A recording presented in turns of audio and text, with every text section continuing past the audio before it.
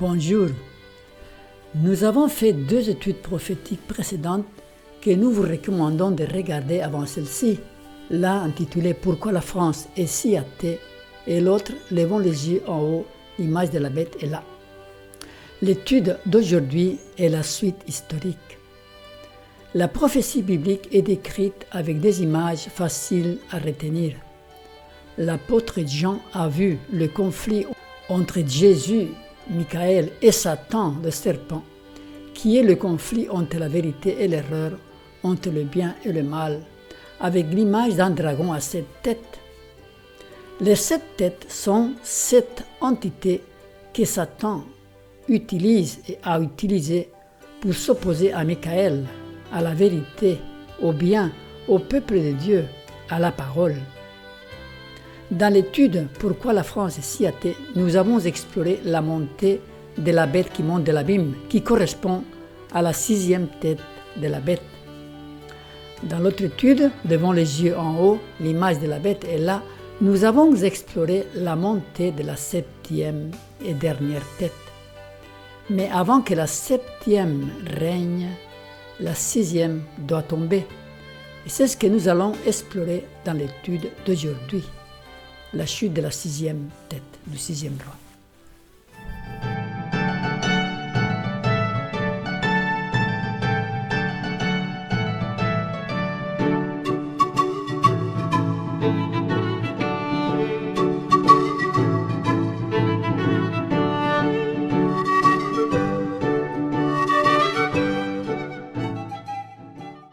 La chute du 6e roi, l'effondrement de l'humanisme séculier. Aucun royaume terrestre dure indéfiniment. Tôt ou tard, tous tombent. Rappelons-nous comment chaque tête de la bête qui représente un royaume ou un roi a été remplacée par la tête suivante. Babylone, la première tête, fut remplacée par le Mède, Belshazzar par Cyrus. Les Mèdes, la 2e tête, furent remplacés par les Grecs, Darius III par Alexandre. Les Grecs, qui est la 3e tête, furent remplacés par les Romains, Cléopâtre par Jules César. L'Empire romain, la 4e tête, fut remplacé par la papauté. C'est la petite corne que Daniel a vue dans ses visions. Elle poussa de l'Empire romain. Le pape prit le trône du dernier empereur vacant. La papauté, la 5e tête, fut remplacée par la bête qui monte de l'abîme, c'est la Révolution française, qui lui infligea la blessure mortelle dont nous parle Apocalypse 13, verset 3. Le pape fut fait prisonnier par les armées françaises sous la direction du général Berthier. Ce sont des faits historiques indéniables. La bête qui monte de l'abîme, la 6e tête, sera remplacée par la bête qui monte de la terre, qui correspond à la dernière tête, la 7e. Le temps prophétique de cette tête n'a pas encore commencé. Nous sommes encore sous l'influence de la 6e tête, mais les choses ont commencé à changer.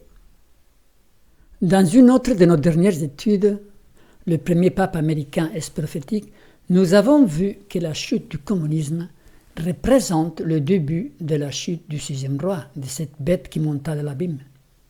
Celle-ci cédera la place à la bête qui monte de la terre, les États-Unis, dans son rôle de persécuteur de la vérité et de l'Église de Dieu.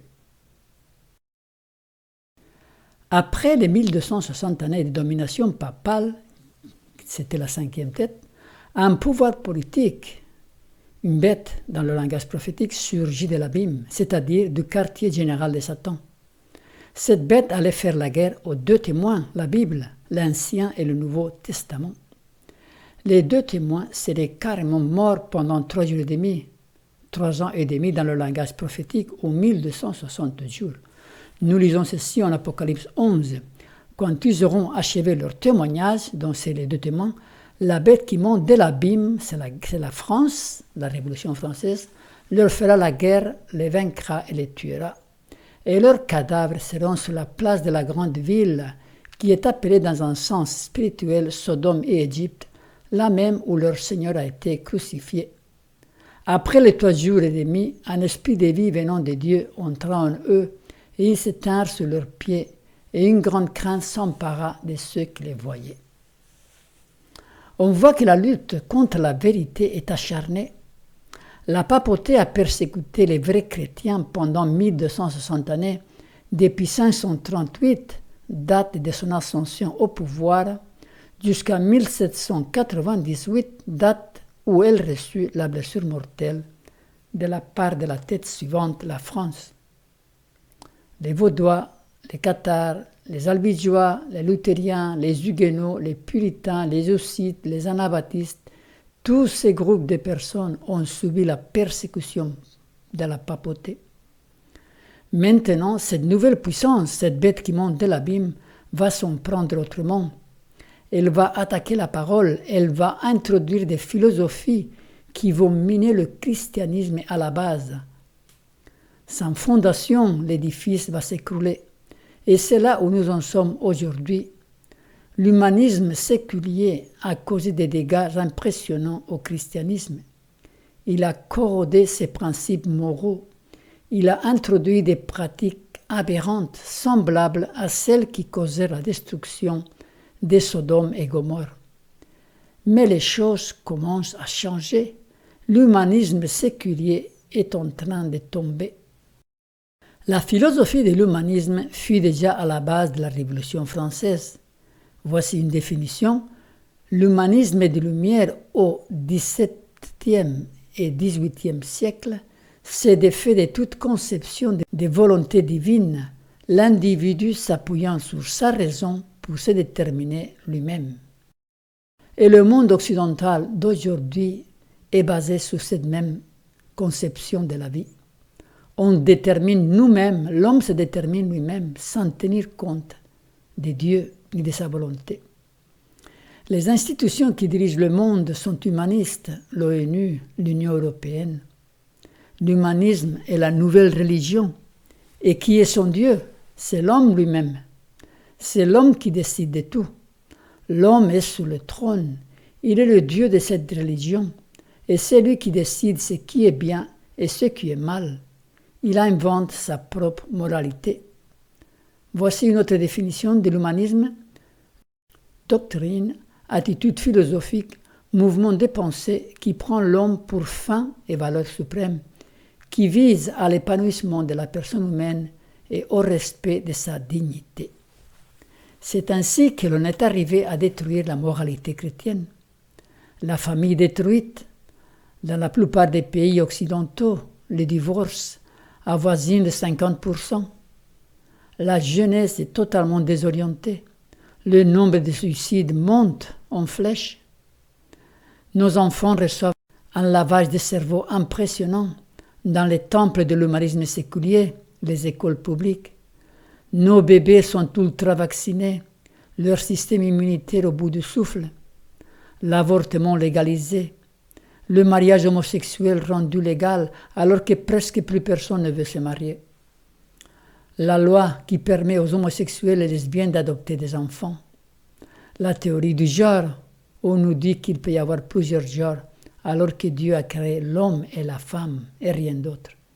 Toutes ces aberrations sont le résultat de l'humanisme séculier qui, selon sa définition, prend l'homme pour fin et valeur suprême et qui s'est défait de toute conception de volonté divine.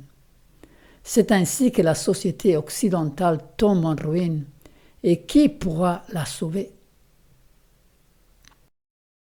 La prophétie biblique prédit que l'humanisme séculier, la 6e tête, cédera la place ou sera remplacé ou détrôné par la bête qui monte de la terre, les États-Unis. Le temps de règne de cette 7e et dernière puissance politique sera très court, car il nous est dit « C'est ici l'intelligence qui a de la sagesse. Les 7 têtes sont 7 montagnes sur lesquelles la femme est assise.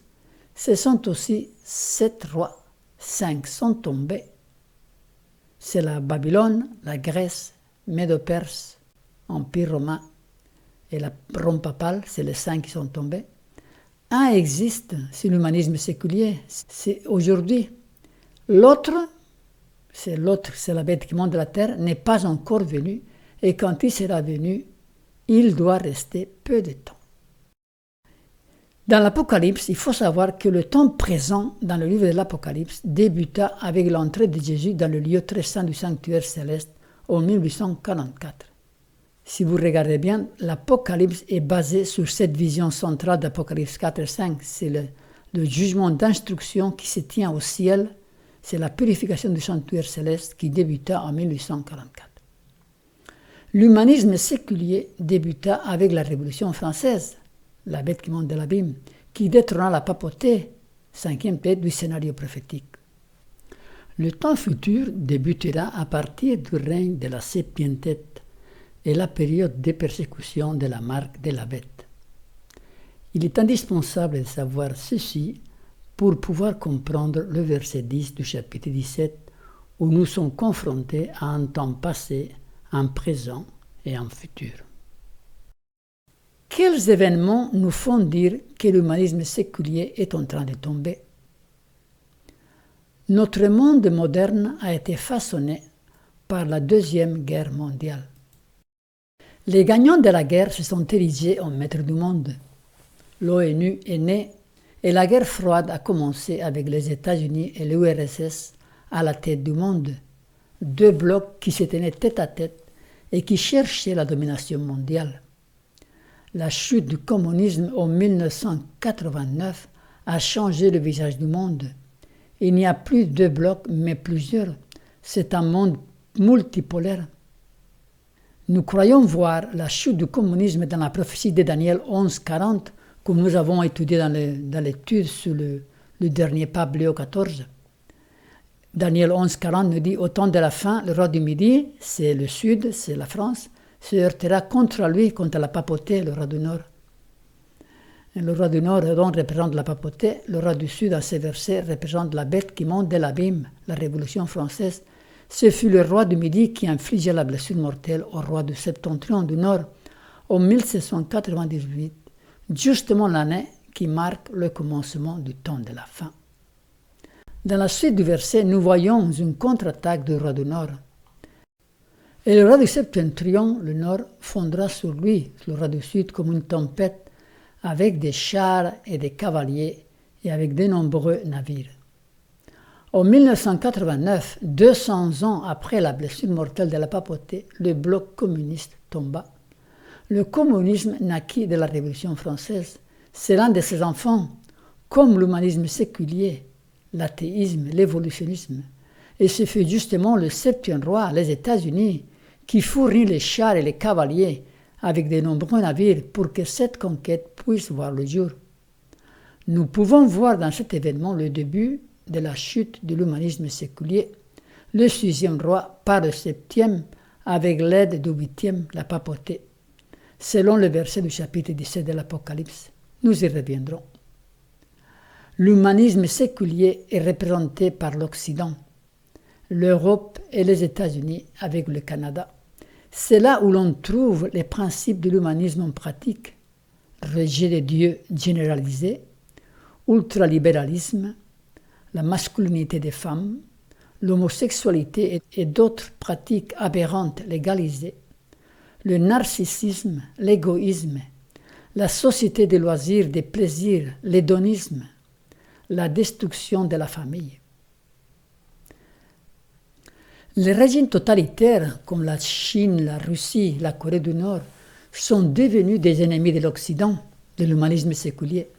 Ces pays constituent un bloc de plus en plus important qui remet en question les valeurs et la façon de faire de l'Occident moderne ultralibéral. C'est la BRICS. L'influence et le pouvoir de l'Occident dans le monde diminuent. Les puissances européennes ont dominé le monde pendant plusieurs siècles. C'était la période coloniale. Tout cela appartient au passé. L'Occident, avec sa façon de voir la vie, sa philosophie de base, sa façon de faire sont remises en question. Ceci est la première raison qui nous fait voir la chute de l'humanisme séculier. La deuxième raison qui nous fait voir cette tendance, c'est la montée de la droite dans beaucoup des pays occidentaux où justement le sécularisme a établi son quartier général. France, l'Allemagne, l'Espagne, l'Autriche, l'Italie, l'Hollande, l'Hongrie, la Roumanie et bien sûr les États-Unis. Le retour à Dieu et aux valeurs traditionnelles dans l'Occident. Nous assistons à un phénomène inédit. Face aux diverses crises du monde, un bon pourcentage des personnes irreligieuses jusqu'à là retournent vers Dieu. Elles cherchent à combler le vide existentiel d'une société de consommation matérialiste. Nous avons été créés avec des aspirations spirituelles. Salomon nous dit « c'est Dieu, il fait toutes choses bonnes en son temps. Même il a mis dans leur cœur la pensée de l'éternité, bien que l'homme ne puisse pas saisir l'œuvre que Dieu fait, du commencement jusqu'à la fin. » Donc Dieu a mis ce désir dans le cœur de l'homme. C'est un vide qui ne peut pas être comblé par le matériel. Uniquement Dieu peut le combler. Nous sommes des êtres spirituels, que l'on veuille ou pas. Quelles tendances politiques pouvons-nous observer dans la plupart des pays occidentaux actuellement? La montée de la droite radicale. Pourquoi?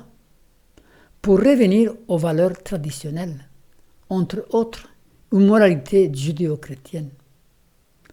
Lors de son discours à Berlin, le vice-président américain J.D. Vance a dit « La menace qui m'inquiète le plus vis-à-vis de l'Europe, ce n'est ni la Russie ni la Chine, ni aucun autre acteur externe. Ce qui m'inquiète, c'est la menace qui vient de l'intérieur, le recul de l'Europe par rapport à certaines de ses valeurs les plus fondamentales. » À quelles valeurs fait-il référence? Aux valeurs morales de la Bible, du christianisme. L'Europe a coupé ses racines, et sans racines, l'arbre meurt. Commençons par les États-Unis et plusieurs pays européens. Les partis de droite montent en flèche.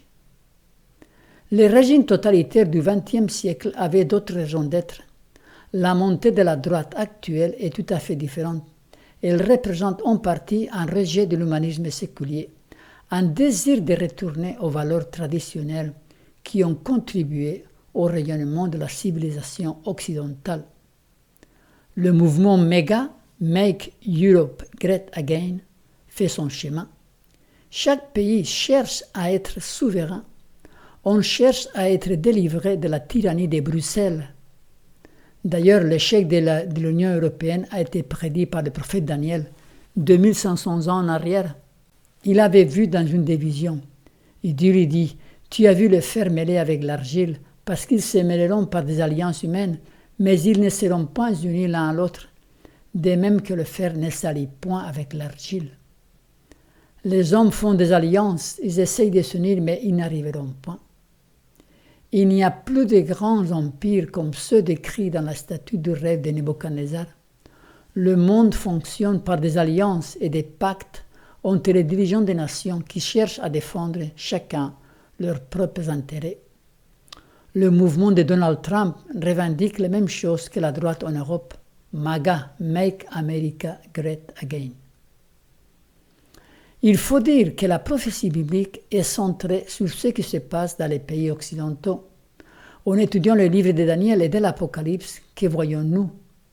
À partir de l'Empire romain, nous voyons défiler dans les scénarios prophétiques d'abord la division de l'Empire romain, les 10 nations européennes, c'est les 10 cornes de la bête. Après, ensuite, on voit la papauté, c'est une des petites cornes qui pousse, c'est aussi la bête qui monte de la mer d'Apocalypse 13. Ensuite, on voit la France, c'est la bête qui monte de l'abîme, Apocalypse 11. Et ensuite, on voit les États-Unis, la bête qui monte de la terre, Apocalypse 13. C'est pourquoi nous devons étudier ce qui se passe en Occident et non pas ailleurs. La Chine, la Russie, l'Inde et les autres pays d'Afrique ou d'Amérique latine n'ont pas de place dans la prophétie. Les événements qui ont lieu dans ces pays n'influencent pas le déroulement prophétique. La prophétie biblique décrit uniquement le conflit entre la vérité et l'erreur, et c'est là, en Occident, que les dernières cartes vont se jouer. Que nous dit la prophétie?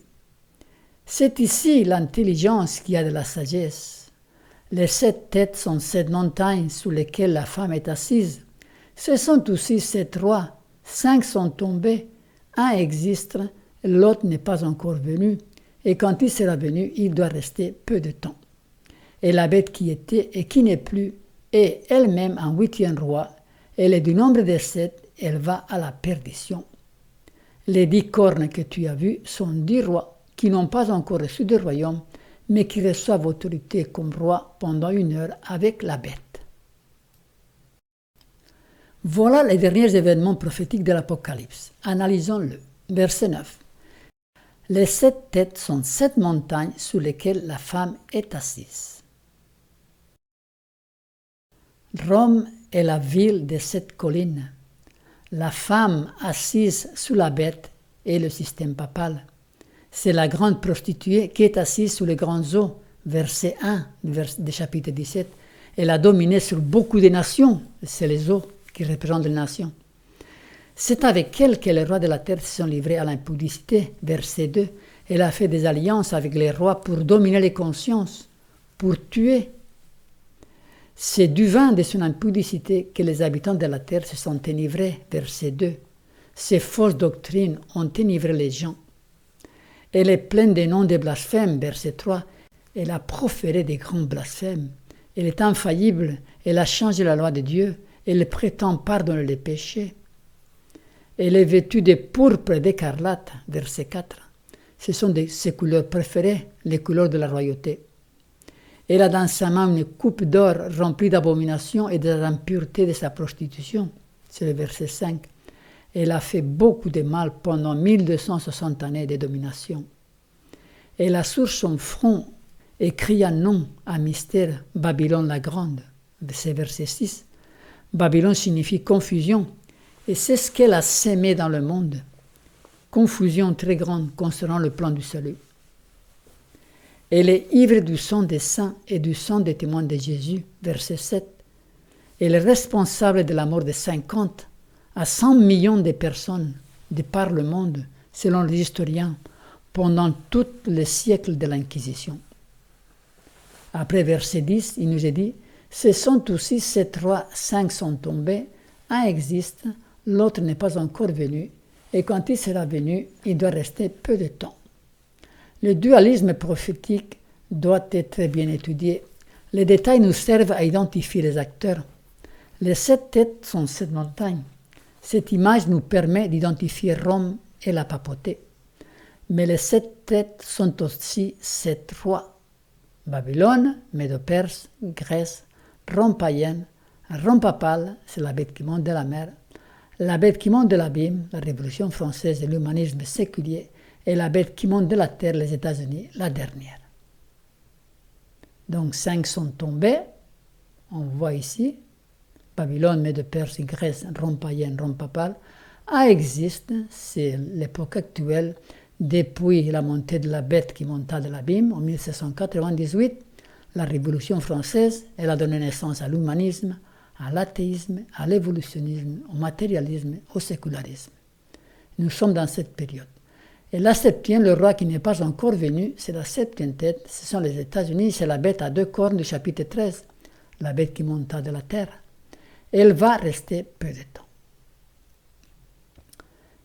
Et verset 11, il nous dit « Et la bête qui était, qui n'est plus, est elle-même un 8e roi, elle est du nombre des 7, elle va à la perdition. » Le dernier rôle de la papauté est le focus de la prophétie. C'est la bête que la prophétie essaie de décrire sans la nommer. Verset 12. Les 10 cornes que tu as vues sont 10 rois qui n'ont pas encore reçu de royaume, mais qui reçoivent autorité comme roi pendant 1 heure avec la bête. Ici, nous voyons de nouveau les 10 cornes, mais cette fois-ci, ils n'ont pas de couronne ou de diadème. Ce n'est plus l'époque médiévale, il ne s'agit plus de royauté, mais de régimes politiques différents. Ces 10 rois ne sont pas des entités spécifiques que nous devrions identifier. Ici, le chiffre 10 est symbolique, il inclut tous les rois.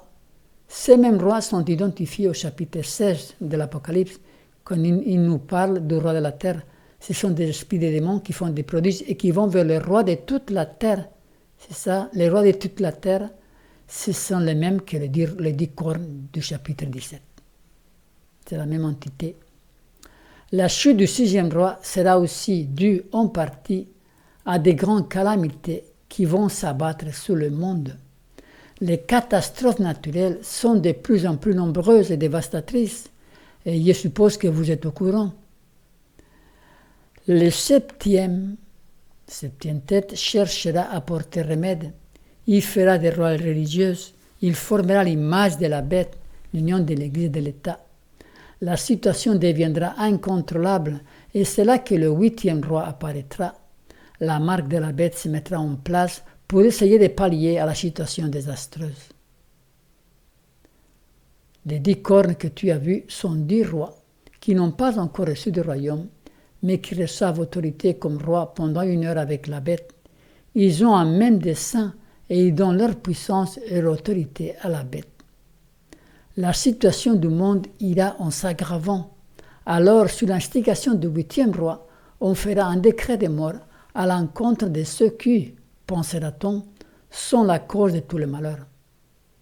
Le jour de la mise en exécution de ce décret de mort, est appelé dans l'Apocalypse la bataille de l'Armageddon. Ils combattront contre l'agneau, c'est Jésus, et l'agneau les vaincra, parce qu'il est le Seigneur des Seigneurs et le Roi des Rois. Et les appelés, les élus et les fidèles qui sont avec lui les vaincront aussi. Et le verset 16 du chapitre 17 nous dit « Il est rassemblé dans le lieu appelé en hébreu Armageddon ». Dieu interviendra, ses enfants fidèles seront délivrés. Le 7e versa sa coupe dans l'air, et il sortit du temple du trône une voix forte qui disait « Son effet ». L'expression « son effet » marque le moment où Dieu interviendra pour mettre un terme à la bataille de l'Armageddon. Les saints seront délivrés. Alors les rois de la terre, voyant qu'ils ont été trompés, se retourneront contre le 8e roi et le tueront. Les 10 cornes que tu as vues et la bête haïront la prostituée, la dépouilleront et la mettront en nu, mangeront ses chairs, la consumeront par le feu.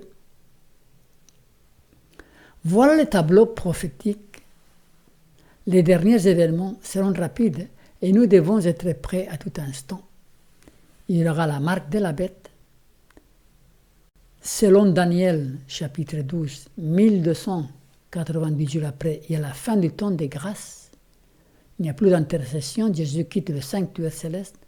Tout de suite après, il y a les coupes de la colère qui sont versées sur le monde. 7 coupes.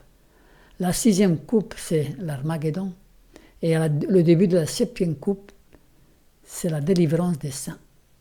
C'est là que Dieu intervient. Apocalypse 16, verset 17. Donc, en conclusion, la chute du communisme en 1989 marqua le début de la chute du 6e roi. Ce fut l'œuvre du 7e roi avec l'aide du 8e. Ceci constitue le prélude des derniers événements prophétiques. La chute de l'humanisme séculier de l'Occident suivra. Elle est inévitable. Cette philosophie a fait beaucoup de tort au christianisme et l'heure de sa fin s'annonce déjà. Le 7e roi rentrera dans la scène prophétique lors de l'instauration de la marque de la bête.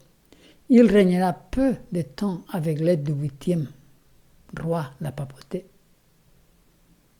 Pour l'instant, cette crise finale se dessine à l'horizon, mais l'événement déclencheur n'est pas encore visible.